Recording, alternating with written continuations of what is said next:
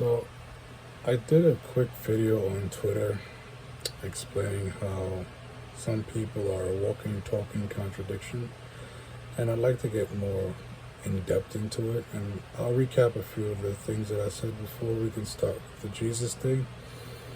I'm not sure that Jesus would really be concerned too much where exactly his money was going.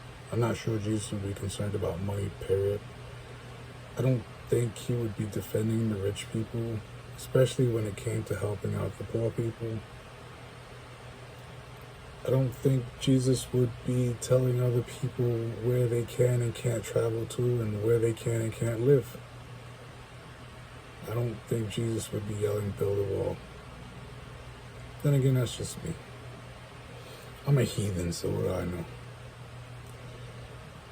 Let's move on to the freedom thing. The freedom thing, I'm not exactly sure how the freedom thing works because you keep trying to tell people for the past, I don't know how many decades, what they can and can't do, or what they should and shouldn't be doing. I mean, abortion, prayer, immigration. I mean, you're trying to tell people what to do, and you're literally using the government you say you hate to try to do these things, which is unbelievably amazing. So now that we understand you don't really hate the government, you just want things to be done in your religious beliefs way.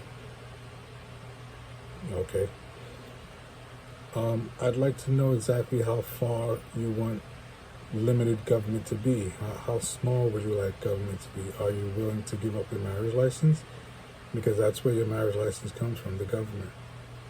Do you think that child support should be abolished? Drunk driving laws, domestic violence laws, do you think these things should be done away with?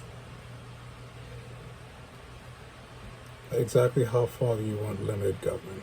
But forget that. Let's move on to the honesty and transparency.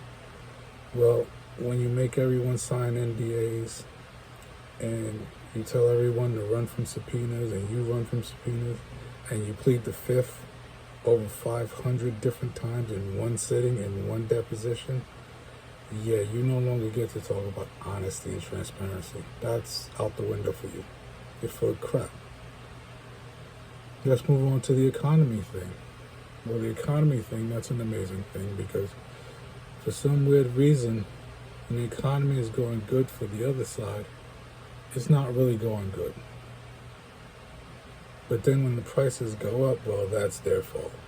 But when the prices come down, then they had nothing to do with that. But somehow when the prices are low on your side, when you're in control, that's a good thing and it was because of you. And when the prices go up under your control, we just ignore that.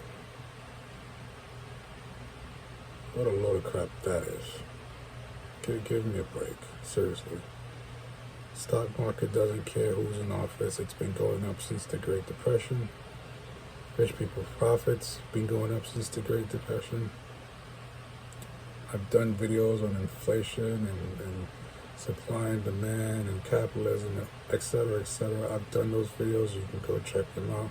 They're all full of shit. The only thing I will say again about that is you people act as if our economy, our financial system, our financial market isn't completely made up of garbage. Now we've moved to the disgusting part of this conversation, which is, well, the name calling. Things like groomers. Really, groomers in a world of religious people? And in a world of people who want to teach the story of Adam and Eve, we're calling other people groomers. Remember that Adam and Eve story doesn't work unless there's incest involved. So we're calling other people groomers? Really? The Noah's Ark people? Those people? Because that's the wife swaps incest story. That's the only way that story works. So I don't understand the groomers thing. Stop calling people groomers for no reason. It's the stupidest thing ever. It's like whenever you hear a pastor who keeps just railing against homosexuality, then we find out later on that they were doing homosexual things and thought nobody would find out. Not exactly sure why they thought nobody would find out. You know, when you accuse people of those things, history has taught us it's because you're doing those things. Now, the racism part of this is a very interesting thing because this really makes no sense to me. If you want to call a certain group of people racist, then you should not be the ones getting upset when the statue of pro-racist, pro-slavery, racist assholes were being removed. Now, it's even more weird because these people also fly Nazi flags. And as much as everyone loves to say how one side created the KKK, one side today is actually flying that racist Democrat flag of the KKK, which is known as the Confederate flag.